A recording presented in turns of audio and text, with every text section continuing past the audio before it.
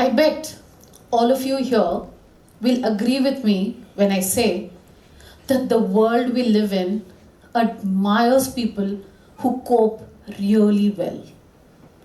People who don't complain, people who don't give up, and people who can just keep going, take on all the responsibility.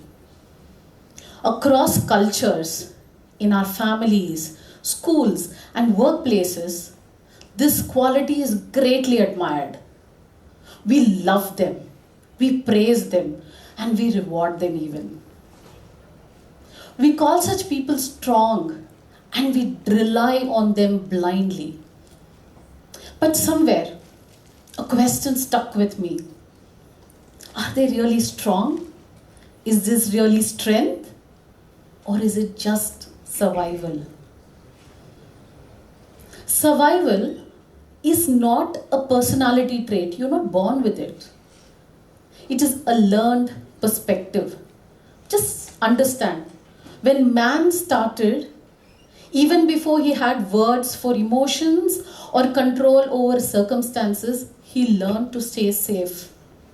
He learned how to avoid conflicts, how to earn approval, and how to just keep life going. These behavioral traits slowly started becoming the lens through which we started understanding life and not just the perspective. I invite all of you here today to just look back on your own lives. Were you a student who kept going quietly, not asking for help? Or were you the child who would never ask for anything at home, no help, managed on your own? Or today as a professional, do you just keep going and everyone says, wow, he is somebody that you can rely on? Just think about it. You would have been greatly admired. You would have been praised. And that is how it is. That's because survival works. Survival works grandly and hence it is rewarded. Just look at our language. What do we say? Stay strong. Keep going. That's okay. You're okay. We feel these phrases are very, very supportive. But they are promoting endurance over well-being. And we're doing it very, very subtly without even knowing we're doing this. Just think about it. In a productivity-based environment, you are termed as being productive based on the output. And survival works extremely well here. It looks like resilience, reliability, and even strength. A person can be extremely productive, but in complete misalignment with themselves, because productivity doesn't measure alignment. Let me make this a little more tangible for all of you here. Just imagine a child who goes up and asks for help and realizes very soon that there is unrest.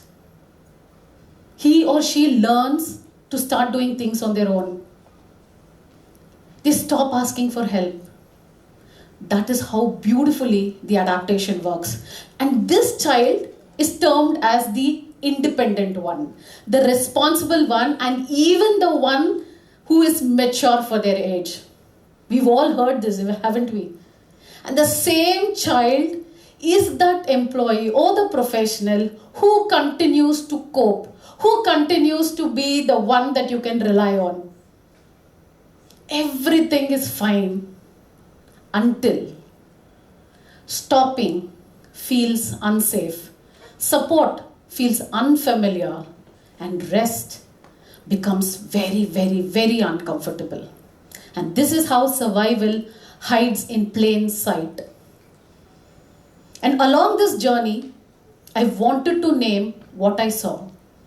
Hello everyone, my name is Varsha Ganesh. I work with people to build emotional resilience and to meet with the best version of themselves. And this question about strength and survival has stayed with me. It is imperative we understand the difference today. The result is not immediate and nor is it personal. It is collective.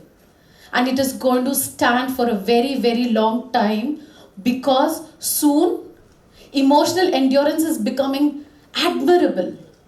You see exhaustion as being normal, and we are normalizing endurance, and we are calling it a virtue that we are passing down. Hence, it is very important we identify the lens today, because when you identify this lens, you can change your perspective, and when perspective changes, your response also changes. The talk today is not about changing individuals. It is just about identifying the lens and understanding that meaning doesn't come from pushing hard, but from understanding. So all of you, my dear friends, let's identify this lens in all our lives, because only when we do this, not only are we changing the individuals, but the culture that has taught all of us to survive. And thank you very much for this opportunity.